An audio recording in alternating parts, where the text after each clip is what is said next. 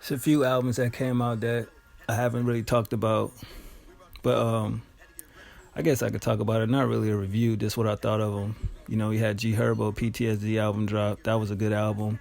To me, his best album will always be, or best project is still, Ball Like I'm Kobe. Um, I definitely enjoyed the three samples of classic records from Jadakiss, Benny Siegel, and Jay-Z that he used those samples. If you don't know the songs by now, then you sleep under a rock somewhere. But the album was dope. It was very apparent that he actually talked about his situation with his baby mama, which I wasn't expecting that. I was really shocked by that. My favorite track has to be Gang Banging. The intro is fire. You know what I mean? I thought that was pretty dope. But overall, he did what he did. You know what I mean? I'm not mad at it. It's a good follow up to his debut album, Humble Beast. And we had a few projects in between, the Swervo joint, and I can't remember the other one that people wasn't feeling with the nigga Southside. It was two of them. He did Swervo and then he did another joint. One of them projects that he dropped, people wasn't really feeling like that. And he rapped on beat on a lot of these songs, which was pretty dope too. I was just like, oh shit, this nigga's rapping again. I'm still mad Bibby didn't make the album. It's like, I don't know what's up with Bibby, why he doesn't want to rap anymore. I think he runs a business and doing things like that. It got a couple artists, RP Juice World, that was like one of his discoveries, one of his artists and everything like that. But I still want to hear Free Crack 4, man. So it makes me wonder, is we still gonna get that compilation album between, or collab album between Bibby and Herbo? We don't know. But other than that, it has some joints on there. I can't even lie. Gang Banging just stood out to me instantly as soon as I heard it. And I like the visual as well. You know what I mean? And something that he said in the interview that he did at Breakfast Club, which I think they didn't understand the concept of Kobe, like not Kobe Bryant, but why he named this project Ball and Gum Kobe. And I felt like Herb just went along with it, and he talked about, Kobe Bryant and what he meant to him and things of that nature. But I felt like they didn't really understand the Ball Like I'm Kobe reference. It wasn't a reference to the basketball player. It was a reference to, his homie that got killed in Chicago. So I feel like watching that interview, it was good, but at the same time, they really got to start having better questions and understanding the artist and the body of work. Because the whole time I'm watching, I'm like, damn, is he here to talk about therapy and things he went through, or is he here to talk about the album? Because it's like these niggas drop albums, and the point of an interview is to really talk about, the project. And I understand that you want to catch up with the artist and see what they've been up to, but basically the interview is to promote the project. You know what I mean? If a person don't know who G Herbo is, and this is their first time experiencing this, shout out to Hove, I think they'll want to watch an interview and learn something about him as an artist to want to go check out the music.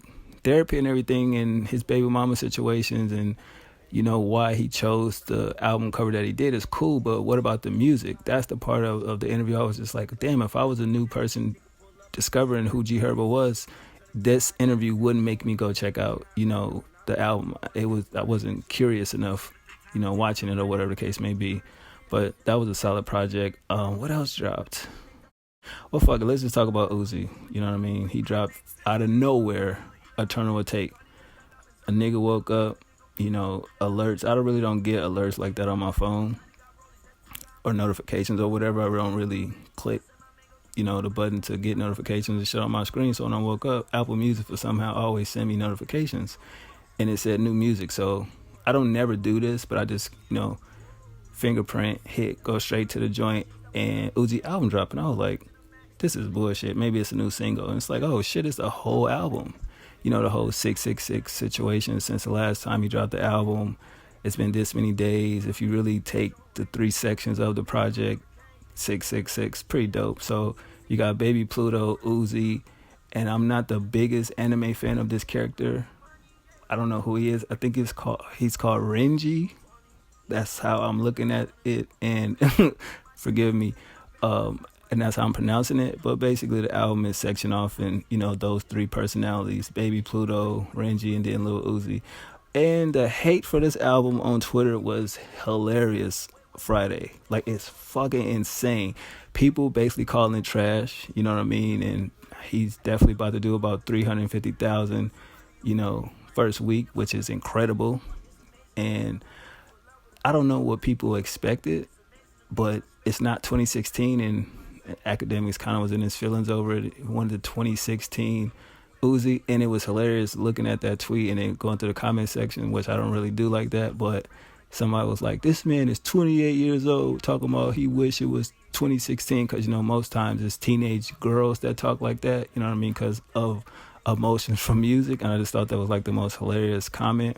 But it was weird to see Axe say what he said about the project, like he wasn't really impressed. And I'm like, well, what was you niggas expecting? We thought the Carter 5 was, we had high expectations of that, and look what happened with that. It's been a couple projects that basically came out and it's just like, oh shit, that was lackluster.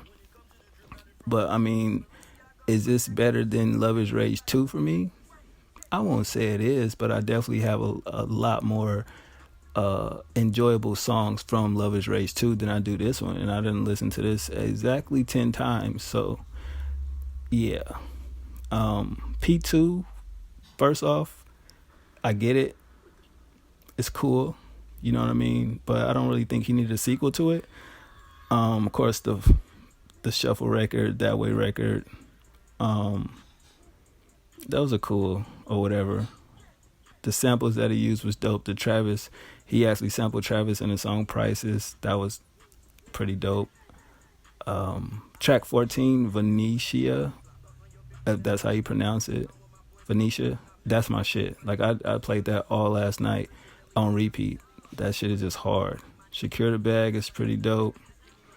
Chrome Hearts Tag, that stood out to me even before I knew that Chief Keef had something to do with it or whatever the case may be. That's another standout for me.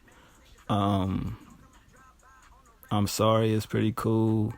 Baby Pluto, the intro is pretty dope. But I mean, you just get 3 different personalities on it. You get a rapping Uzi, you get kind of a, I won't say R&B Uzi or mumble rap Uzi, and then you get Uzi. It's just 3 different personalities, and it's cool. I give it a 8. You know what I mean? As far as an album you actually can play all the way through. People is not saying that. You definitely can press play and don't skip no tracks.